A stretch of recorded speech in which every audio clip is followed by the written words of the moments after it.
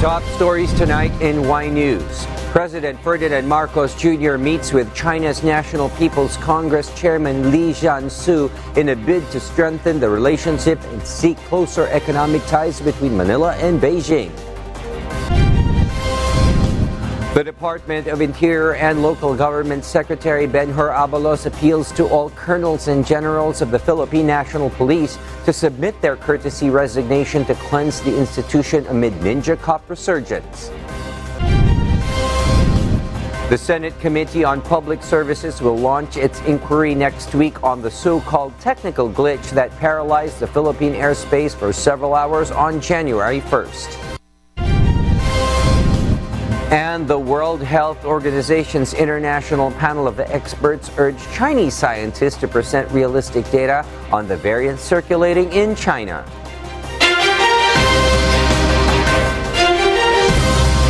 Good evening, Philippines and the world. Today is Wednesday, January 4, 2023. Join us in the next hour as we deliver today's top stories around the Philippines and in other parts of the world. We are also seen in 1,935 satellite monitoring centers nationwide and via live streaming worldwide through the UNTV News and Rescue social media channels. I am William Theo. First in the news, President Ferdinand Marcos Jr. is pushing for closer economic ties on a visit to Beijing. During his meeting with China's National People's Congress Chairman Li Jiansu, the two officials seek to raise the level of cooperation of the two countries. Nel Maribojoc reports. President Ferdinand Marcos Jr. met with China's National People's Congress or NPC Chairman Li Jiansu in a bid to strengthen the relationship between Manila and Beijing. During their meeting, President Marcos Jr. stated the need to raise the level of cooperation between China and the Philippines, particularly as the world recovers from the COVID-19 pandemic. I have always stated that the partnerships that we make in the next few years will be partnerships that will stabilize and strengthen all our economies so that we are able to face the challenges and the different shocks that now we are already beginning to feel and will continue to feel in the next few years. PBBM is hoping that China will continue to invest in the Philippines, with Beijing being involved in government-to-government cooperation with the Philippines and its private sector in trade and infrastructure programs. Although there are some disagreements, President Marcos said the two countries must not allow them to be the sum of their relationship. The relationship, he said, must extend to commerce, culture, education, trade and investment, as well as people-to-people exchanges. The chief executive said his meeting with the officials and with the President of China reaffirmed our commitment to the friendship between the Philippines and China. Nel Maribojoc, UNTV News and Rescue. We serve the people, we give glory to God. Philippine Ambassador to China Jaime Flor Cruz on Wednesday, January 4, assured that the Philippine government is doing its best to help and make sure that Filipinos in one of the world's most populous nations are safe amid the ongoing surge in COVID-19 infections in China.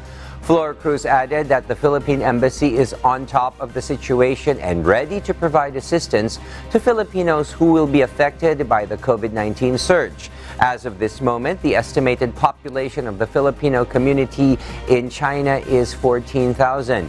World Health Organization or WHO and Chinese officials have conducted a high-level meeting that was held on December 30, 2022 to further assess the situation of COVID-19 surge in China.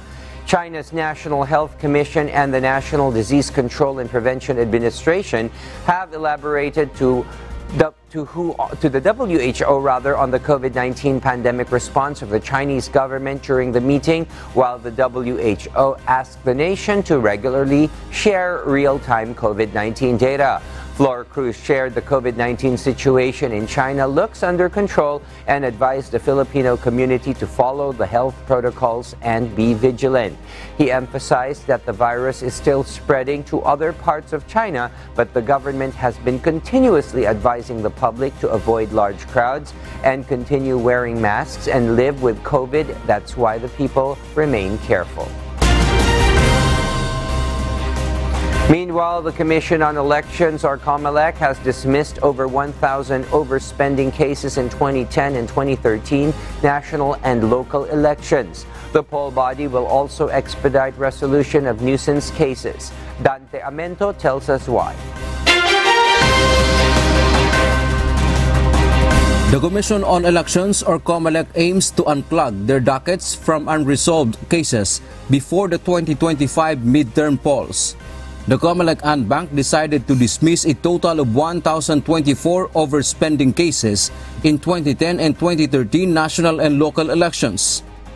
926 cases with pending preliminary investigation and resolution, and 98 cases with pending motion for reconsideration. We will have to accept and admit that there were certain cases which were left unresolved several years na. Ito yung para naman hindi kami maakusahan ang nagbabiolate ng constitutional right of the accused. COMELEC Chairman George Erwin Garcia explained their action is an adherence to the constitutional right of the accused to speedy disposition of cases. In order to protect the rights of these individuals, we will have to dismiss these cases. But however, this is without saying that from now on, all other cases will have to be resolved expeditiously. Yun nga po yung aming commitment. Gusto ko lang pong i-disabuse yung mind ninyo na 2022 elections lang ang laman ng docket namin. Alam nyo po, yung hand-me-downs, meron pa as far back as 2016, 2013 na hindi nare-resolve. And hindi naman pwedeng hindi resolve. Garcia added all parties can still appeal before the Supreme Court over the resolution of their cases. Meanwhile, the poll body will also expedite the resolution of nuisance cases. This is to prevent nuisance candidates to be included in the ballots and to avoid confusion among the electorate. Sinabi namin na kung magpapile ng candidacy, for example, ng 2024, within the same year, we will resolve all nuisance cases. Because ayaw namin kami rin ang pinapahirapan. And we will resolve that sa en-bank level lahat. Dante Amento, UNTV, News and Rescue. We serve the people. We give glory to God. The Department of Justice, or DOJ, indicted 6 alleged Communist Party of the Philippines New People's Army, or CPP-NPA, for murder and violation of Republic Act 11479, or the Anti-Terrorism Law of 2020. They are identified as Isagani Isita, Junalis Arante Isita, Mariano Bico, Gilbert Or, and alias Joey or Elon, and alias Ching or Marcel. July 18, 2022, when the respondents allegedly involved in an encounter against the Philippine Army's 59th Infantry Battalion in Taysan, Batangas. A 9-year-old civilian died and a soldier got injured. The criminal cases would be filed in Batangas Regional Trial Court. The Department of Interior and Local Government Secretary Benhur Abalos asked all police colonels and generals to resign from their post. This is because of the resurgence of ninja cops inside the Philippine National Police organizations. Leia Ilagan will tell us why. Department of Interior and Local Government, or DILG Secretary Benhur Abalos wants to cleanse the rank inside the PNP organization. This amidst the report of the resurgence of ninja cops. Secretary Abalos appeals to the full-fledged colonel and generals of the PNP to submit their courtesy resignation as part of the internal cleansing. Lumalabas na merong mga general, merong mga koronel na sangkot sa droga.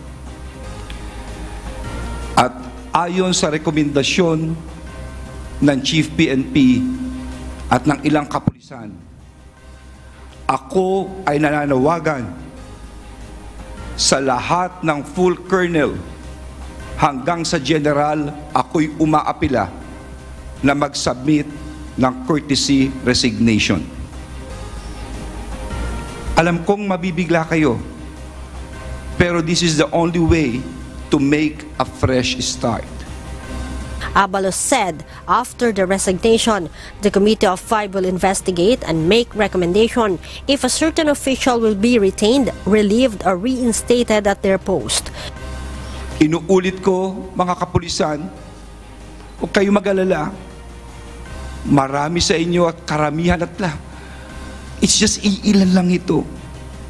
Please be with me in this fight. Yan ang sinumpaan natin sa ating batas when we took our oath of office as public officials in accordance with the Constitution. Meanwhile, PNP Public Information Office Chief Police Colonel Red Maranan is ready to comply on the appeal of the DILG Secretary. Basta we will support whatever the decision of our political leaders. Nakasuporta po ang pambansang pulisya dyan dahil alam naman namin na lahat na ito ay para sa kabubuti ng aming organisasyon at ng aming bansa. The decision of Secretary Abalos was triggered after the confiscation of 990 kilos of shabu worth 6.7 billion pesos in Tondo, Manila last October 2022. In the said operation, a Philippine National Police Drug Enforcement Group personnel was arrested. Leia Ilagan, UNTV, News and Rescue. We serve the people, we give glory to God. The Department of Social Welfare and Development, or DSWD, on Wednesday, January 4, urged the public in the Cagayan Valley and Leyte to remain vigilant and to follow the instructions from the local government units, or LGUs, amid the continuous heavy rains caused by the northeast monsoon in the affected areas. DSWD explained the possibility that low-lying areas may experience flooding due to rough sea conditions in the coastal areas, based on the report made by the Philippine Atmospheric, Geophysical and Astronomical Services Administration, or PAGASA. However, the DSWD has assured that their agency can readily assist LGU and has prepared the immediate needs of those who will be affected by the weather disturbance and to provide technical assistance and resource augmentation, or TARA, to local officials. The department's Cagayan Valley Field Office has already prepared more than 24,400 family food packs and 5,400 non-food relief items in 85 LGUs. Its disaster response personnel are also on standby, on-call status, and continuous monitoring and coordinating with the municipal action teams are also being observed. Meanwhile, DSWD Field Office 8 Regional Director Grace Subong has allowed a skeletal workforce among its employees after work suspension has been declared in Eastern Visayas due to the rainfall. The DSWD has 100 million pesos available in standby funds and 576,455 family food packs ready for distribution to the affected areas. The Philippine Health Insurance Corporation, or PhilHealth, has assured its members that package benefits will push through this year amid contribution hike suspension. However, the agency says adjustments are still expected. Eileen Cerudo will tell us why. Slight adjustments are still necessary in order to cope with the contribution hike suspension directed by President Ferdinand Marcos Jr. According to the Philippine Health Insurance Corporation, or PhilHealth, the agency will review what adjustments will be implemented. Ang commitment ng PhilHealth ay ipagpatuloy ang pagpapabuti ng benepisyo. Ang sabi ko nga, yung ating mga nakatakdang mga packages na iro-roll out ngayong taon, tuloy naman po yan. No? Lamang ay titingnan natin ano po ang mga kinakailangang adjustments lang sa pag-i-implement ng mga ito. The agency already assured that the package benefits offered to its members will still continue, including the COVID-19 package. PhilHealth members should also expect more benefit packages, which includes outpatient benefit for mental health and outpatient therapeutic care for severe acute malnutrition.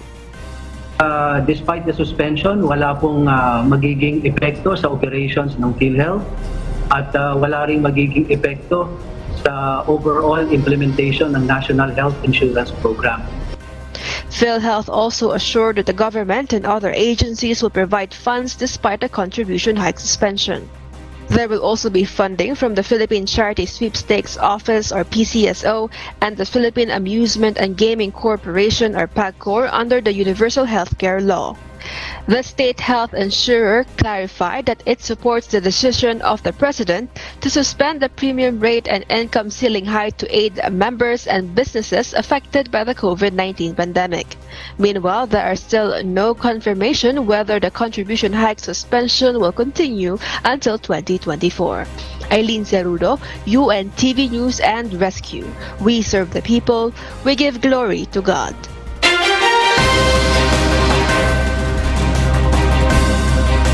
And foreign news abroad. A missile strike sent by Ukraine on New Year's Eve has reportedly claimed the lives of dozens of Russian soldiers. Joselito Liquido will tell us the details live. Yes, Joselito? Good evening, Elsie. Russia has announced its highest number of deaths since the country's invasion of Ukraine on 24th of February 2022. The deaths of Russian soldiers were due to a US-made HIMARS missile strike sent by Ukraine on New Year's Eve to a vocational college building in Makiivka, where conscript or enlisted soldiers were staying. The Russian Defense Ministry stated that 89 people were killed. However, Ukraine says that as many as 400 were killed or wounded. However, LC, the exact number of soldiers killed cannot be verified, while ammunitions stored close to the site were also reduced to rubble. Meanwhile, Russian officials also blamed the missile attack on their soldiers' use of mobile phones, which they believe has allowed Ukrainian soldiers to monitor Russian personnel. In their statement, an investigation has begun and they will bring responsible officials to justice. Russian President Vladimir Putin has not given any statement about what happened, but he did sign a decree on Tuesday, January 3 for 5 million rubles or $69,000 for the families of the soldiers that were killed in service. Elsie? Thank you, Joselito Liquido, reporting live from Malaysia.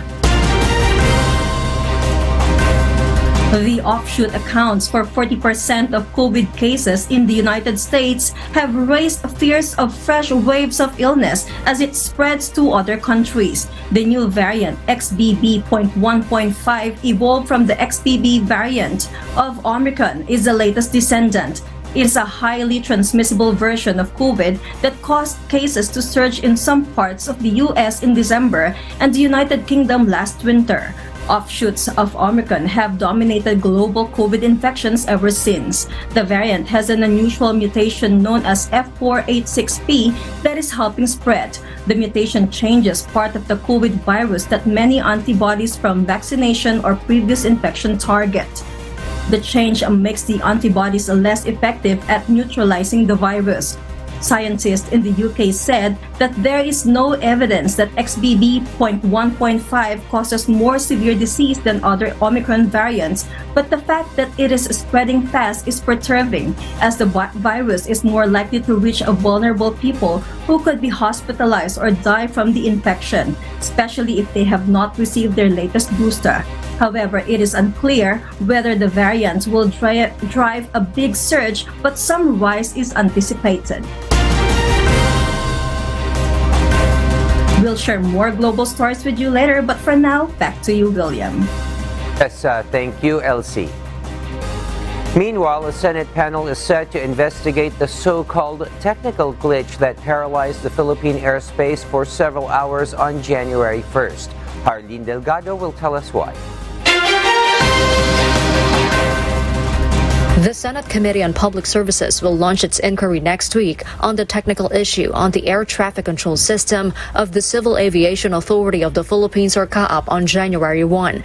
Around 65,000 passengers welcomed the first day of 2023 with either canceled, delayed, or diverted flights due to what transport officials say as technical glitch in the Communications, Navigation, and Surveillance Air Traffic Management, or CNS-ATM system. Senator Grace Poe, who chairs the Senate panel said she intends to call for a hearing next Thursday on January 12 to allow transport authorities to normalize the operations in the country's airports. The senator emphasized that by that time, key officials of CAAP and the Department of Transportation or DOTR should not have an excuse not to attend the inquiry.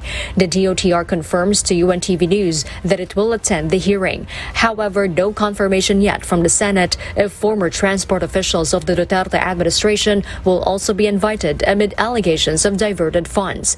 For former Senator Panfilo Lacson, someone must be held accountable if the allegations will be proven true. For former presidential advisor for political affairs Ronald Llamas, President Ferdinand Marcos Jr. should take the matter seriously. The former official noted that it will be a challenge to the president's leadership style on how he will address the problems that were inherited by his administration, such as airport woes. Dalawang araw na, inaasahan ko nga, bago umalis yung presidente, sasabi. Ang problema niya ay kaya ba niyang investigahan at sisihin at ipasa yung blame dun sa previous government, no? Na ang tingin naman ng previous government, sila ang nagpanalo kay PBBM, no? Yung Duterte brand. So, yan yung mga contradiction at saka tensions na haharapin ni President Bongbong Marcos. Harleen Delgado, UNTV News and Rescue. We serve the people. We give glory to God. The government extended lower tariffs given to some basic agricultural products. But agricultural groups said that relaxing the process of importation may hurt local production. Eileen Cerudo will tell us why. Lowering the tariff of rice, corn, and meat will help to ensure the price and supply stability in the country. This is the objective of the government in extending the executive order that contains the measure.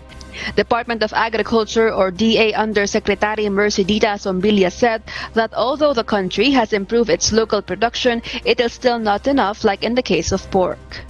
We recognize there has been increases in the production of pig, of pork, because of DA's program, yung Inspire, no, yung repopulation niya, but it's still not enough, to fill up the gap, especially during the holiday season. But the Federation of Free Farmers said that lowering the tariff of the mentioned commodities is not needed because the supply is enough, especially the rice. For the group's chairman and former Agriculture Secretary Leonardo Montemayor, the measure did not benefit consumers because the price of these commodities are still high. Montemayor noted that it will just compete with local farmers because it will impact on the farm gate price of their produce. Masyado pong nasasaktan ang ating mga magsasaka in terms of reduced prices for their products at nadi-discourage po sila na ipagpatuloy po yung kanilang pagsasaka. For AGA Party List Representative Nick Briones, lowering the tariff will just result to less collection of the government that can be used to assist farmers. Bakit kailangan mo pang ibaba ang taripa kung saan nahihirapan ang ating magbababoy, kung saan ang ating gobyerno nawawala ng kita na hindi bababa sa 10 billion a year, na sana may tulong nila sa tinatamaan ng ASF, tinatamaan ng bird flu, tinatamaan ng kalamidad. Lowering the tariff of rice, corn, and meat was first extended in the middle of 2022, and the latest extension will be expired in December this year. Eileen Cerudo, UNTV News and Rescue. We serve the people. We give glory to God. Land Transportation Franchising and Regulatory Board, or LTFRB, announces on Wednesday, January 4, that free rides in the EDSA carousel is still possible with the service contracting program budget allotted this year. JP Nunez tells us why.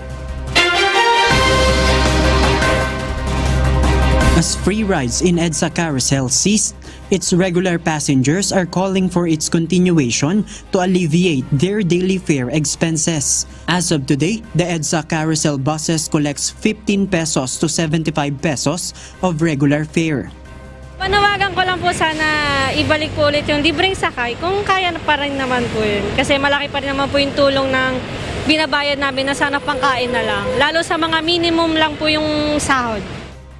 Land Transportation Franchising and Regulatory Board or LTFRB said EDSA Carousel Free Ride is still possible under the 2.1 billion pesos allocated for the service contracting program this year. However, the final guidelines will still come from the Department of Transportation or DOTR. In the recent statement of the DOTR, the department said it's still coordinating with the LTFRB and local government units to continue service contracting program in different modes of transportation this year. Baka po maibalik ko yung free ride, kaya lang po kung paano ito implement ay wala pa po tayong final guidelines ang department. On a different interview, LTFRB officials said the revival of the EDSA busway free rides could be implemented between the last part of the first quarter and the second quarter of 2023. Meanwhile, the LTFRB warns buses on the carousel who are allegedly overcharging their passengers. The regulatory board encourages the commuters to report to them bus units which are collecting fare more than what is approved based on the fare matrix. To guide the commuters of the fare, LTFRB posted tarpaulins of fare matrix on EDSA busway stations. Ito po ay pinattern na rin ng LTFRB yung parang fare matrix ng MRT na kung saan ay makikita mo yung station to station kung magkano ang babayaran niya. JP Nunez, UNTV, News and Rescue. We serve the people, we give glory to God. Travelers from China tested positive in COVID-19 and are now under isolation according to Bureau of Quarantine. Meanwhile, vaccine experts panel says the public should not worry but needs to be cautious and not to be complacent with the COVID variant from the said country. Bernadette Tinoy will tell us why. With the possible surge of COVID-19 cases in the country, infectious diseases expert Dr. Ronjin Solante believed that the surge of COVID in China will not affect the country in terms of positivity rate and hospital utilization rate.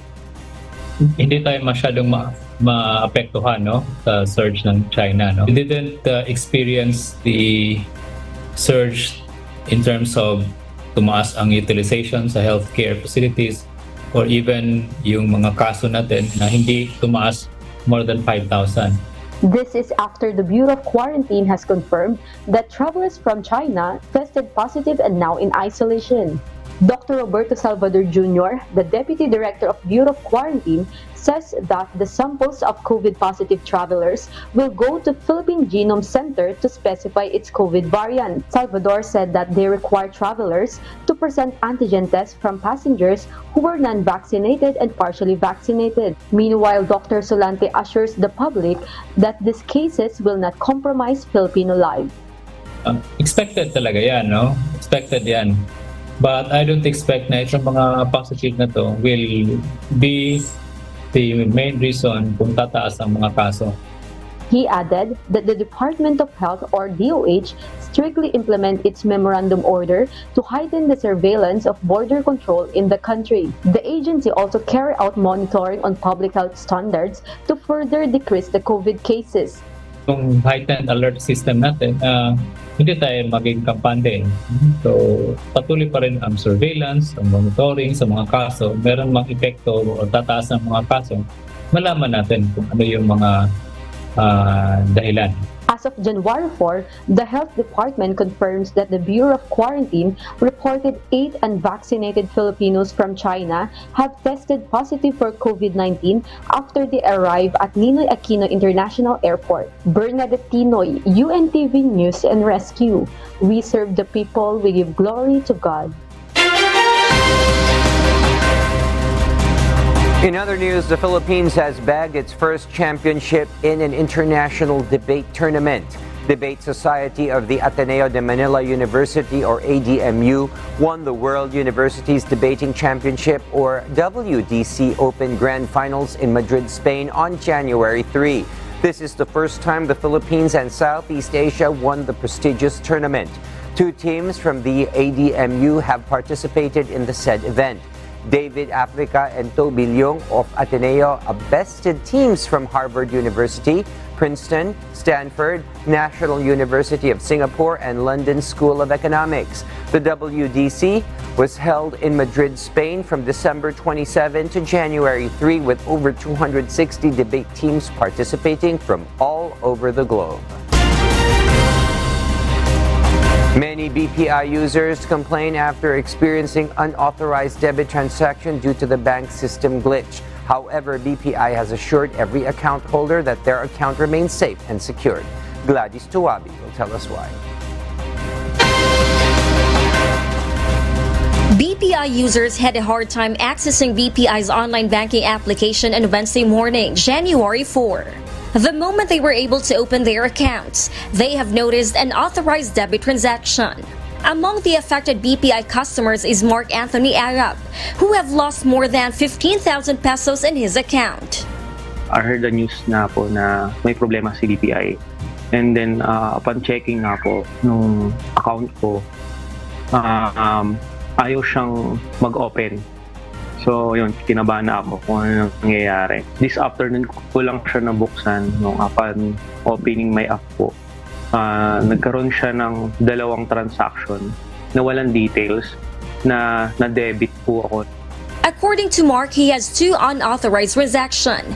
First is 10,018 pesos. The second one is 5,018 pesos from 0431 debit memo. According to Mark, this is the first time he experienced such a system glitch with BPI. First time ko pong na-experience sa mga kay BPI. So far, yung service naman nila is okay naman nung hindi pa to nangyari. Ayun, hopefully sana maayos nila within the day kasi sayang din naman yung perang nawala. Hindi rin naman po yung napupulot lang. In Twitter today, hashtag 0431 debit memo and Hoy BPI have been trending throughout the day. Meanwhile, the BPI has promised its customers to correct all the unauthorized transactions. In its official Facebook page, BPI has assured that clients' account remains safe and secured. Gladys Tuwabi, UNTV News and Rescue. We serve the people, we give glory to God.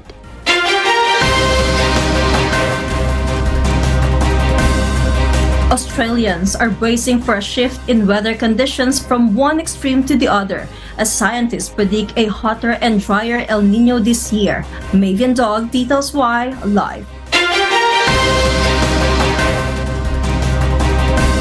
Yes, Maeve? LC latest climate models show an increasing likelihood of El Nino forming in the Pacific in 2023. Finally bringing Australia out of a 3-year destructive period of La Nina. In the Bureau of Meteorology's forecast, sea surface temperatures are expected to exceed El Nino thresholds in the key region of the equatorial Pacific by June, while scientists warn that models may be less accurate due to the Pacific entering a reset mode in April. Senior CSIRO climate scientist Wenju Chai said the ocean is primed for a switch. La Nina has driven above-average rainfall into the east coast of Australia and extensive flooding in the state of New South Wales and South Australia. On the other hand, El Nino will lead to warmer temperatures, increasing the risk of heat waves, droughts, and fires. Back to you, Elsie. Thank you, Mavian Dog, reporting live from Australia.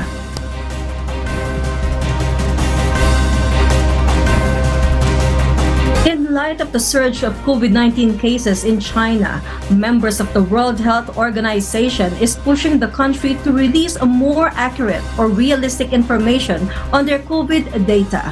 Ia De Vera tells us why live.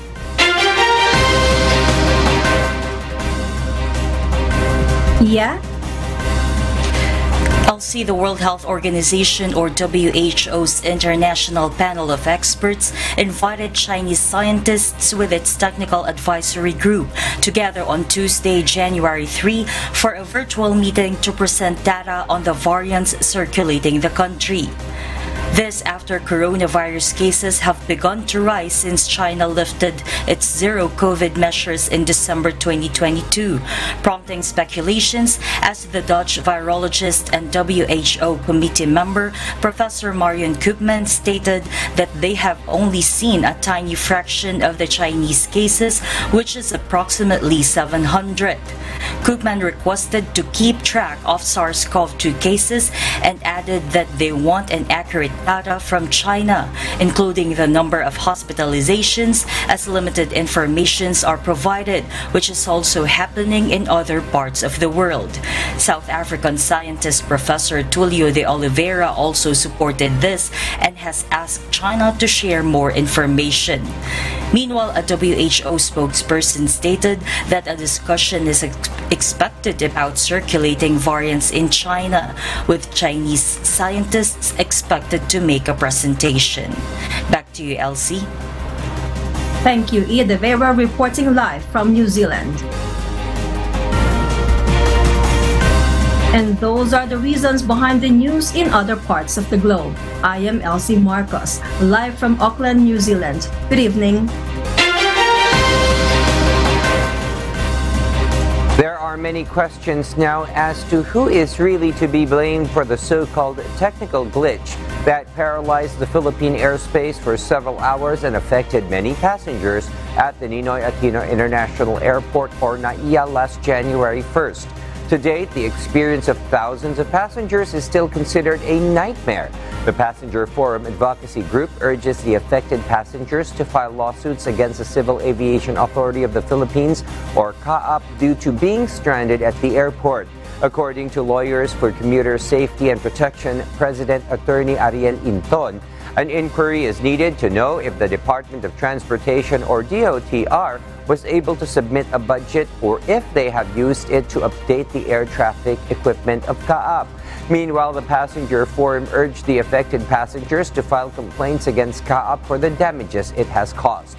According to the statement released on Tuesday, January 3, the TPF convener Primo Murillo said that compensation is given only when airline companies are at fault. And for the said airport glitch, nobody is to be blamed except the government institution in charge of ensuring the proper operation of air traffic in the country.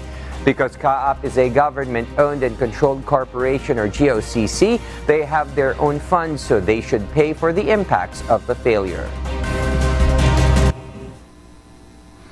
Our Kasangbahay.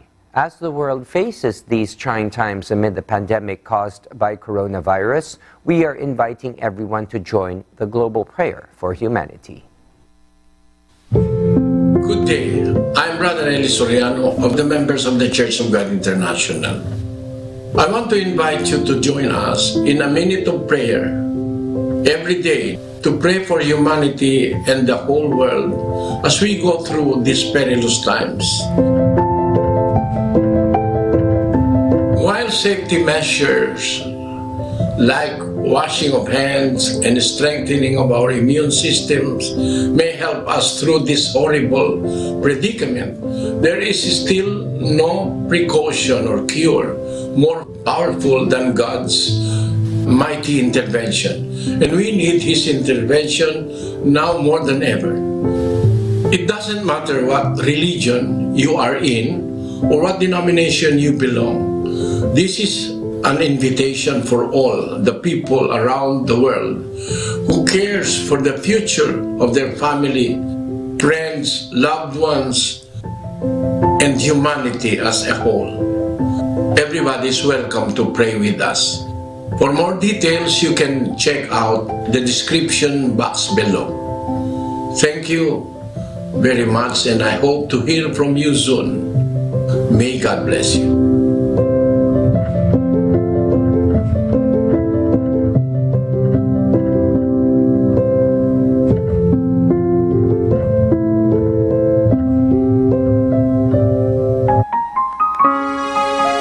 Before we close, we will leave you with the word giving glory to God from the book of Proverbs, chapter 10, verse 12. It says, "Hatred stirreth up strifes, but love covereth all sins."